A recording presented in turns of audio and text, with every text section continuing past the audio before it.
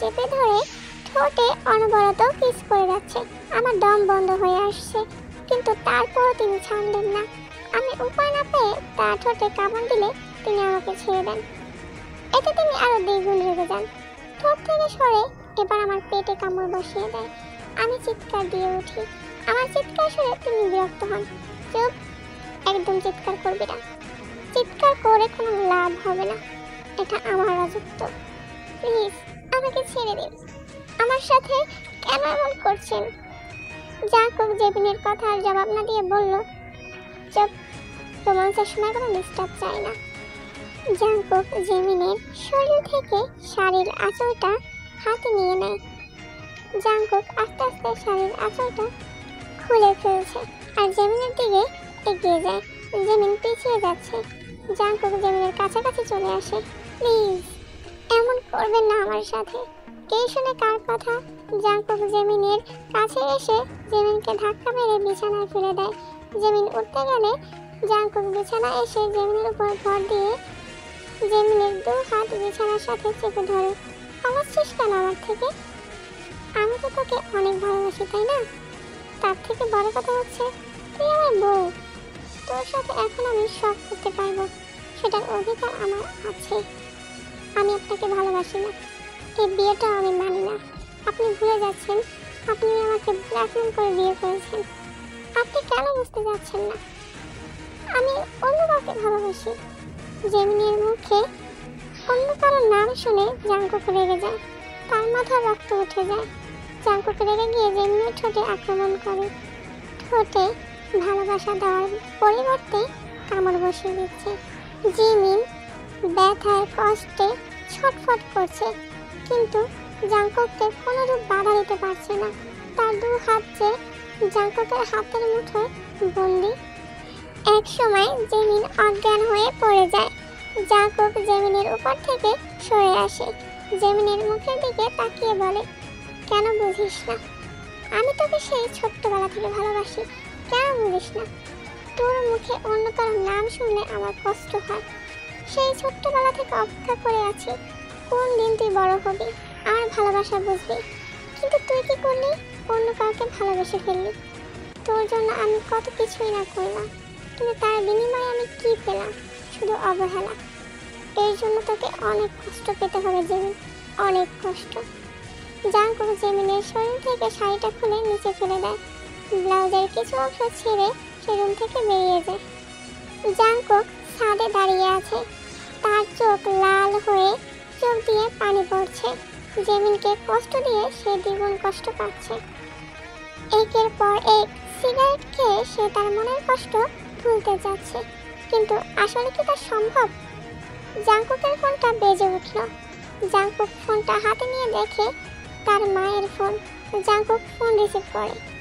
Jungkook, তুই কোথায়? এই তো আছি। কেন? এদিকে একটা কাণ্ড ঘটে গেছে।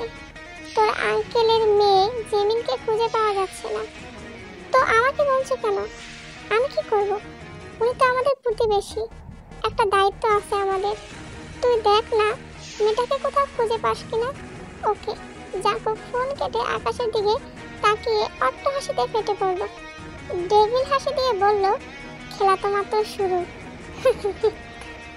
জাঙ্কুক ছাদ থেকে নেমে রুমে ফিরে আসে।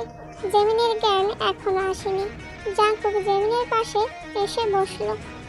এভাবে তো শান্তিতে থাকতে দেওয়া যাবে না তোমাকে। জাঙ্কুক উঠে এক গ্লাস পানি এনে জেমিনের মুখে ছুঁড়ে মারল। সাথে সাথে জেমিন চোখ মেলে চোখ মুছে সামনে তাকিয়ে জাঙ্কুককে এসে দেখছে। সে বিছানা থেকে লাফিয়ে উঠল। ওহ, আমার দিকে না তাকিয়ে নিজের দিকে তাকা। জাঙ্কুকের কথা শুনে জেমিন নিজের দিকে তাকায়। নিজের দিকে তাকিয়ে জেমিন বড় ধরনের শক খায়। সে ফ্লোরে তাকিয়ে দেখে তার শাড়িটা পরে আছে, ব্লাউজের অনেক ছিঁড়া অংশ। জেমিন ফ্লোর থেকে শাড়ি নিয়ে নিজেকে ঢেকে নেয়। জেমিনের বুঝতে বাকি নেই তার সাথে কি হয়েছে। আহা, এভাবে ঢেকে আর কি লাভ হবে? সব তো আমি দেখিয়ে নিয়েছি। জেমিন ঘৃণার চোখে জাঙ্কুকের দিকে তাকায়। চোখ দিয়ে তার টপ টপ করে পানি পড়ছে। লোকটা এভাবে তাকে শেষ করে দিল। আপনি শেষ পর্যন্ত নিজের জাত দেখিয়ে দিলেন। আমার সাথে এমনটা কেন করলেন? এর জন্য একদিন আপনাকে পস্তাতে হবে। আপনাকে আমি কোনোদিনও ক্ষমা করব না। এসব কথা বাদ দে। এখন নিশ্চয়ই তুই ওই ছেলের কাছে আর যেতে চাইবি না। নিশ্চয়ই তুই ওই ছেলেটাকে ঠকাবি না, তাই না? তোর কাছে তো কিছুই নেই তাকে দেওয়ার মতো। আপনার লজ্জা করে না? আবার মুখ দিয়ে স্বীকার করেন আপনি তো আমার দেহ ভোগ করার জন্য এসব করেছেন, তাই না? হয়েছে ভোগ করা আপনার? এবার ছেড়ে দিন আমাকে, ছেড়ে দিন আমাকে। নাকি ক্ষুধা এখনো মেটেনি আপনার? একদিনে তো আর ক্ষুধা মিটবে না। এই সুন্দর দেহটা আমার প্রতিটা রাতে চাই, তাই তো বিয়ে করে নিয়েছি। এখন আর কথা বাড়াইস না। আমার জন্য 1 কাপ কফি বানিয়ে নিয়ে আয়। পারবো না আমি। আপনার মতো খারাপ একটা ছেলের কথা শুনতে আমি বাধ্য নই। যখন ভালো ছিলাম তখন তো দাম দিস নাই। দেখ, আমাকে রাগাবি না। আমার কথা শুনতে তুই বাধ্য। আমার বউ তুই। আমি যা বলবো তাই করতে হবে তোকে। বিয়ে করেছেন বলে কি কিনে নিয়েছেন আমাকে? আর আপনি যতই বউ বউ করেন না কেন, আমি আপনাকে জামা হিসাবে মানি না, মানবো না। আমি শুধু সাইনুকেই ভালোবাসবো, আর ওকে জামাই হিসাবে মানবো। জাঙ্কুকের মাথায় রক্ত উঠে যায়। ঠাস করে একটা থাপ্পড় বসিয়ে দেয় জেমিনের গালে। জেমিনের চুল মুঠি দিয়ে চেপে ধরে। সাইনো সাইনো সাইনো।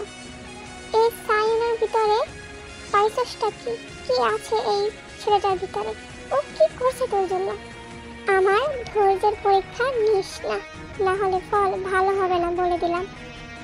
তোকে সাইনোকে দুজনেই মাটিতে পুঁতে ফেলবো। ব্যথায় জেমিনের চোখ দিয়ে পানি পড়ছে। মেরে ফেলুন আমাকে, তারপর আমি ওর কথা বলবো। তুই ভালো হবি না, আমাকেও ভালো হতে দিবি না। কিছু বলবো না তোকে এখন। যা আমার জন্য কফি বানিয়ে নিয়ে আয়। Hurry up. দেরি করলে খবর আছে তোর। দেরি হলে কি করবেন? ঠোঁটের অবস্থা তো এমনিতেই 12টা বেজেছে তোর। এবার না হয় অন্য কিছু 12টা বাজাবো। আর আমি যে সব পারি সেটা তুই নিশ্চয়ই ভালো করে জানিস। জেমিনা টু শব্দ করলাম না। রুমের বাইরে হাঁটা ধরলো। দাঁড়াও, ওয়ার্ডরোবে কাপড় আছে, পাল্টিয়ে যাও। জিমিন জাঙ্কুকের কথা মতো কাপড় নিয়ে ওয়াশরুমে চলে যায়। কাপড় চেঞ্জ করে জেমিন কফি বানাতে নিচে রান্নাঘরে যায়। জেমিন দাঁড়িয়ে কফি বানাচ্ছে। হঠাৎ পিছনে কেউ একজনের উপস্থিতি খুব করে টের পাচ্ছে সে। জেমিন ভয়ে ভয়ে পিছনে তাকায়।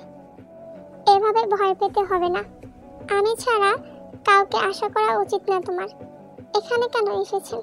আর পিছনে দাঁড়িয়ে আছেন কেন? আমার বউ যেখানে আমি সেখানে।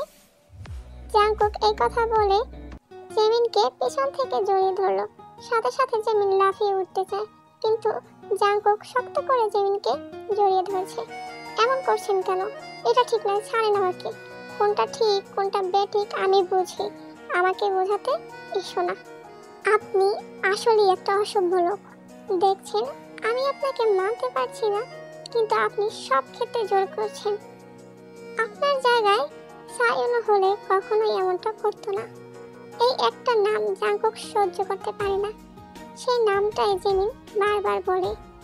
সায়নের নাম শোনা মাত্রই জাঙ্কুক জেমিনকে রান্নাঘরের মেঝেতে ছুঁড়ে মারে। রাগ দেখিয়ে হন হন করে হেঁটে চলে যায়। জেমিন মেঝেতে পড়ে হালকা ব্যথা পায়। চোখ দিয়ে তার 2 ফোঁটা জল বেরিয়ে আসে। জেমিন মেঝে থেকে উঠে রান্নাঘর থেকে বের হয়ে সদর দরজা দিয়ে বাসা থেকে বের হতে যায়। কোথায় পালাচ্ছিস তুই? জাঙ্কুকের কণ্ঠ শুনে জেমিন থেমে যায়। জেমিন জাঙ্কুকের দিকে তাকিয়ে বলে, আমি পালাচ্ছি না, আমি আপনার সাথে থাকবো না, তাই চলে যাচ্ছি।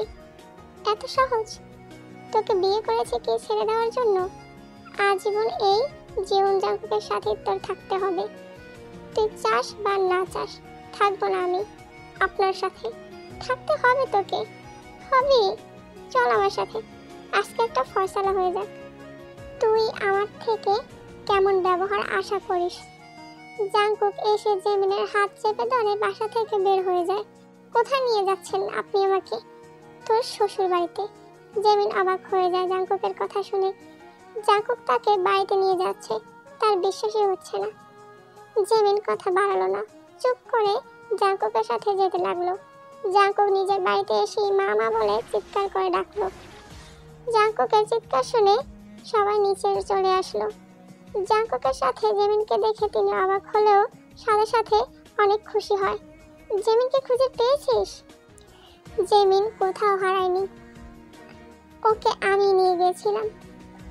মানে কেন? ওকে আমি ভালোবাসি, তাই আমি ওকে বিয়ে করেছি। মিসেস জিওন অবাকের চরম পর্যায়ে চলে যায়। তিনি নিজের কানকে বিশ্বাস করতে পারছেন না। তিনি কি সত্যি শুনছেন নাকি মিথ্যা? এর মধ্যে জাঙ্কুকের বাবা এসে হাজির।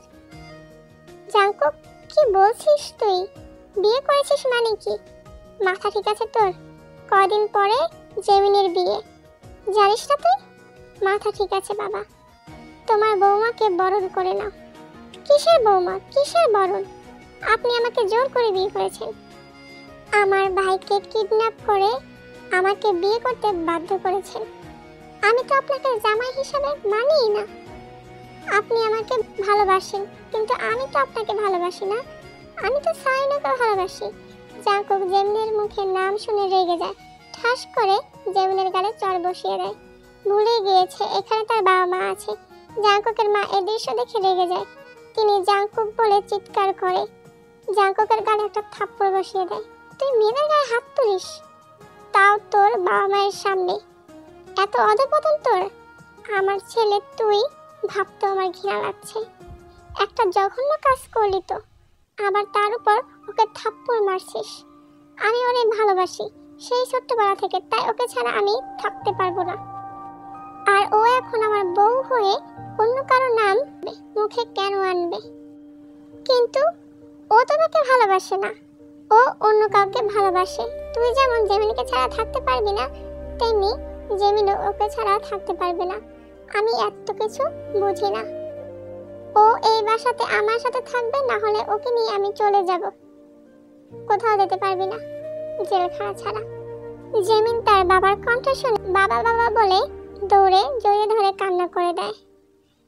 জাঙ্কুক, জাঙ্কুক তোকে কিডন্যাপ করেছে, সব জানি আমি। তোকে অনেক অত্যাচার করেছে, তাই না রে?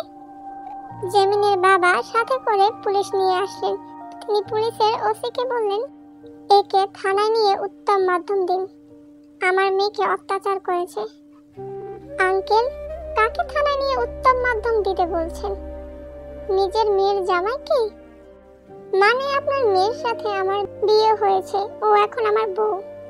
জেমিনের বাবা জাঙ্কুকের কলার চেপে ধরেন। ইউ বাস্টার্ড, তোকে আমি মেরেই ফেলবো। আমার মেয়ের বিয়ে সাইনের সাথেই হবে। আমার মেয়ে তোর সাথে থাকবে না। আপনার মেয়ের কোনো উপায় নেই, আমার সাথে থাকতেই হবে। আমি আমার মেয়েকে এক্ষুনি নিয়ে যাব আমার সাথে। জেমিনের বাবা তার মেয়েকে নিয়ে চলে যেতে চাইলে জাঙ্কুক বাধা দেয়। তখন ওসি সাহেব এগিয়ে আসেন, জেমিনকে উদ্দেশ্য করে বলেন, জেমিন, তুমি কি এই ছেলেটার সাথে থাকতে চাও? না, আমি চাই না। ওসি সাহেব, ও আমার মেয়েকে অত্যাচার করেছে, তার জন্য ওকে থানায় নিয়ে চলুন। ওসি সাহেব তাই করলেন। জাঙ্কুকের হাতে হাত কড়া পরিয়ে যেতে লাগলেন। জাঙ্কুকের বাবা মা কেউ বাধা দিচ্ছে না, তার ছেলে তো এটারই প্রাপ্য। জাঙ্কুক জেমিনের দিকে তাকায়। আফসোস, নিজের ভালোটা বুঝলি না, আজকেও বড় ভুল করলি। আমি আসতেছি তোকে শায়েস্তা করতে।